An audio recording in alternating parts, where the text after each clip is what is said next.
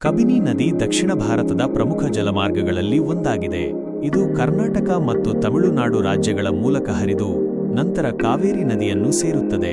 ಕಬಿನಿ ನದಿಯು ಕಾವೇರಿ ನದಿಯ ಉಪನದಿಯಾಗಿದ್ದು, ಇದರ ಮೂಲ ಕರ್ನಾಟಕದ ಚಾಮರಾಜನಗರ ಜಿಲ್ಲೆ ಸೀಮೆಯ ಕೊಡಗು ಬೆಟ್ಟ ಪ್ರದೇಶದಲ್ಲಿದೆ. ಈ ನದಿಯು ಕಾವಿಲೆಹೊಳೆ ಮತ್ತು ಪಣಮರಹೊಳೆ ಎಂಬ ಎರಡು ಸಣ್ಣ ನದಿಗಳ ಸೇರ್ಪಡೆಯಿಂದ ಹುಟ್ಟುತ್ತದೆ. ನದಿಯು ಕರ್ನಾಟಕದ ಹಮ್ಮನಗುತ್ತಿ, ಗುಂಡ್ಲುಪೇಟೆ, ಎಚ್.ಡಿ. ಕೋಟೆ, ಬನ್ನೂರು ಮತ್ತು ನಂಜನಗೂಡು ಭಾಗಗಳಲ್ಲಿ ಹರಿದು ತಮಿಳುನಾಡನ್ನು ಪ್ರವೇಶಿಸುತ್ತದೆ.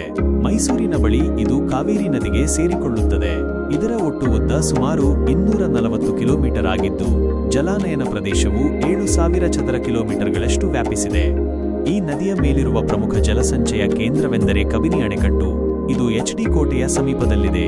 ಈ ಅಣೆಕಟ್ಟಿನಿಂದ ಕೃಷಿ ನೀರಾವರಿ, ಕುಡಿಯುವ ನೀರಿನ ಪೂರೈಕೆ ಹಾಗೂ ವಿದ್ಯುತ್ ಉತ್ಪಾದನೆ ನಡೆಯುತ್ತದೆ. ಮೈಸೂರು, ನಂಜನಗೂಡು ಮತ್ತು ಹಾಸನ ಭಾಗಗಳಿಗೆ ನೀರನ್ನು ಇಲ್ಲಿಂದ ಪೂರೈಸಲಾಗುತ್ತದೆ. ಕಬಿನಿ ನದಿಯ ತೀರವಾಸ ಪ್ರದೇಶವು ಸಮೃದ್ಧ ವನ್ಯಜೀವ ಸಂರಕ್ಷಣಾ ಪ್ರದೇಶವಾಗಿದೆ. ಇಲ್ಲಿ ಕಬಿನಿ ವನ್ಯಜೀವಿ ಅಭಯಾರಣ್ಯ ಮತ್ತು ಕಬಿನಿ ಜಂಗಲ್ ಲಾಡ್ಜ್ ಪ್ರವಾಸಿಗರ ಗಮನ ಸೆಳೆಯುತ್ತವೆ. ಈ ಭಾಗದಲ್ಲಿ ಆನೆ, ಹುಲಿ, ಚಿರತೆ ಮತ್ತು ಹಲವಾರು ಪಕ್ಷಿಗಳನ್ನು ಕಾಣಬಹುದು. ಇತ್ತೀಚೆಗೆ ಪರಿಸರ ಮಾಲಿನ್ಯ, ಅತಿವೃಷ್ಟಿ ಹಾಗೂ ಅರಣ್ಯ ನಾಶದಂತಹ ಮಾನವ ಚಟುವಟಿಕೆಗಳಿಂದ ನದಿಯ ಪರಿಸರದಲ್ಲಿ ಹಾನಿ ಸಂಭವಿಸುತ್ತಿದೆ. ಆದ್ದರಿಂದ ನದಿಯ ಸುಸ್ಥಿರ ಭವಿಷ್ಯಕ್ಕಾಗಿ ಜಾಗೃತ ಸಂರಕ್ಷಣಾ ಕ್ರಮಗಳು ಅವಶ್ಯಕವಾಗಿದೆ.